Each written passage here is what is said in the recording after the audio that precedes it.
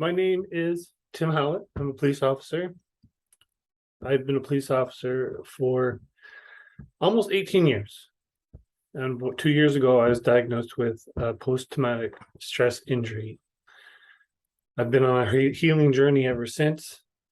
And I know there are a lot of voices out there. There's a lot of professionals. There's a lot of lay people. And there's a lot of people who want to share their experience. There's also a lot of people that want to help others. And I just want to be another one of those voices. So I wanted to start this channel to share my experience, to share help with others. So this is going to be a series of videos where I talk about post-traumatic stress injury, my personal journey at times. Sometimes I just want to share stuff that I've learned that might help others, and just about the current research, treatment modalities, and even tips and tricks that I found help me as I go through this journey of recovery myself. So again, I'm not a mental health professional. I've been in policing for 18 years. I do have a lot of experience, probably 25 years experience in helping others, doing coaching, counseling. But I'm not a psychotherapist. I'm not a psychiatrist. I'm not a trained researcher in this area. My credentials really when it comes to post-traumatic stress injury is that I've gone through it myself. I'm walking this journey myself.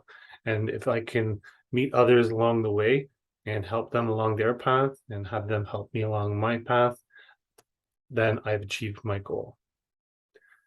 So let me just get into this. First video, I really just want to talk a little bit about post-traumatic stress. Maybe you aren't sure if you have an injury. Maybe you're not sure you have a loved one and you're worried about them and you're seeing what you believe to be symptoms, or you don't understand it. You've got this diagnosis, or somebody has suggested this to you and you're not sure if it fits.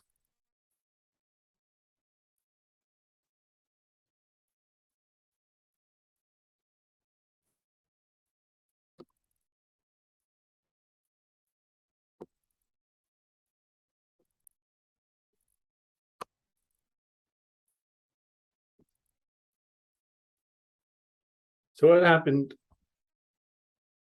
a few years ago, they understood, or they thought that they were seeing a new disorder that had arrived, and they're seeing the result of the disorder were 4 times higher rate of cancers and some heart disease, 10 times higher occurrence of people having depression and different mental illnesses diagnoses like bipolar, um, uh, stress disorders, anxiety disorders. There's a 12 times higher rate of suicidality. And when we're talking first responders, we already know that there's some really disturbing stats out there. 33% of people who are first responders have identified that they would admit that they have PTSI or some of the symptoms and believe they have it, but have not been diagnosed. I would suggest the number is much higher because a lot of us don't want to admit that there might be something wrong. In North America last year, more firefighters committed suicide than died in the line of duty, and policing is catching up. So that's a disturbing trend. There's a 10 times higher rate of addiction, and it's a 20-year shorter life expectancy. And really what that is originally they call it developmental trauma or generational trauma. What they're discovering that childhood trauma is complex PTSD or complex PTSI.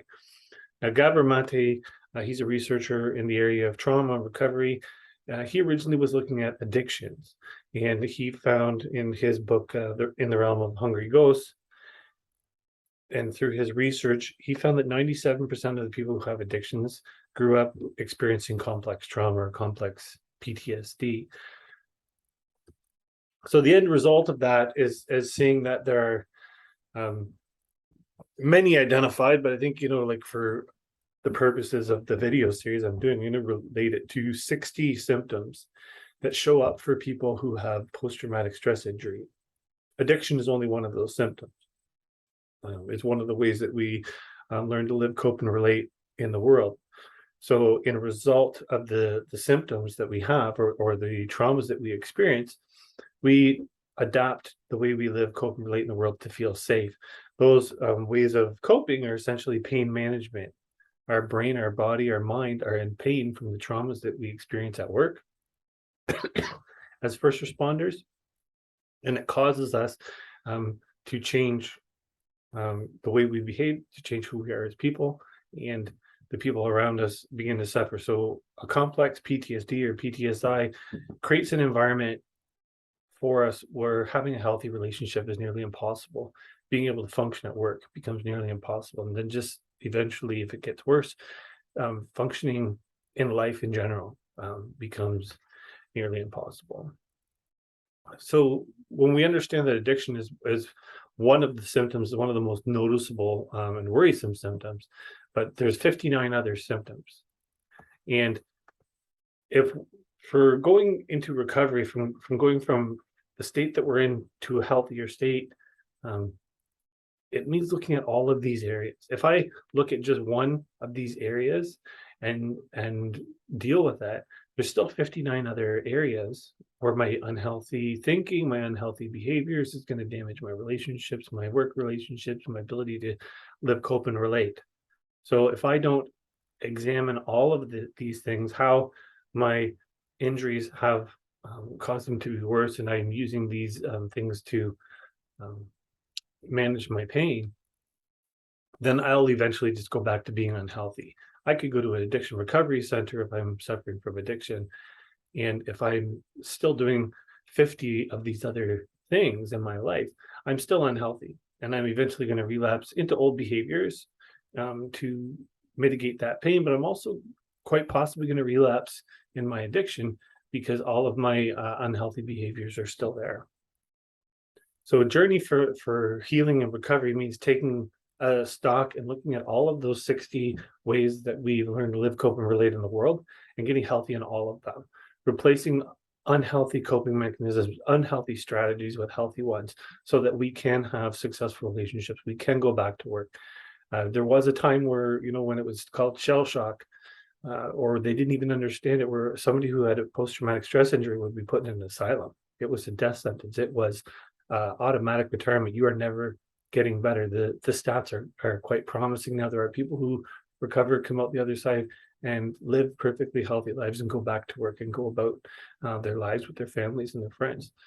And certainly that's my hope for myself and my hope for you. If you're experiencing this diagnosis, is that you can get better.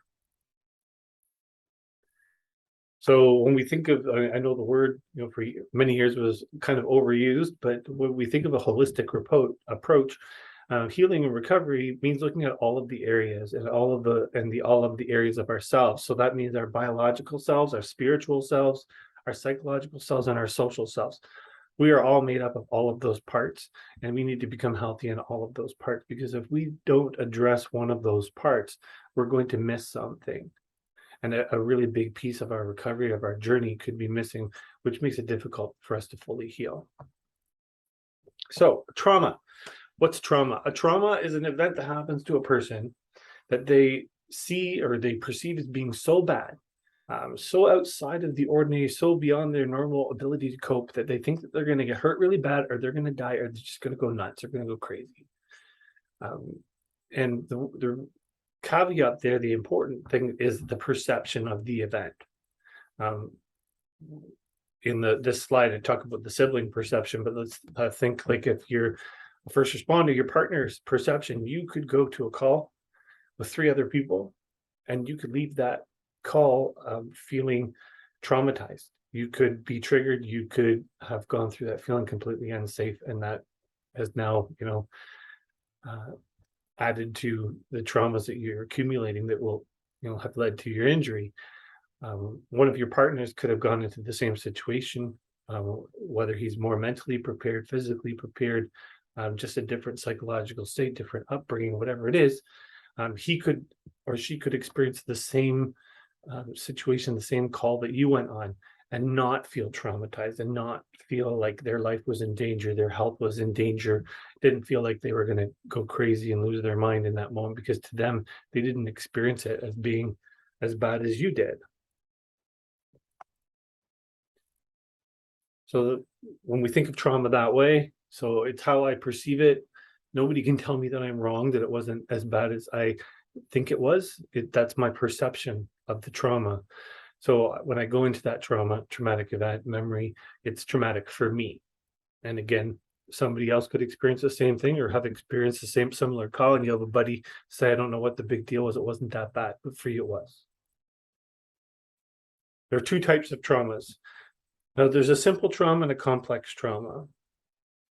Simple traumas are something simple, like to say simple is kind of a misleading word. It's simple in that it only happens one time. So, for example, you are personally assaulted. You experience a natural disaster, like a tornado goes through your town and it damages your home, or you're in the home when it happens. You're in a house fire. Could experience a sexual assault. It's something that happens one time. It's very bad. It is traumatic. During the event, you thought you were going to go crazy or get hurt real bad or die. But as soon as that event is over, you can begin recovering from it. And although it's troublesome, although many of the symptoms of PTSD and complex PTSD are the same, with complex trauma or complex PTSD, what happens is you're living in that state of trauma all of the time.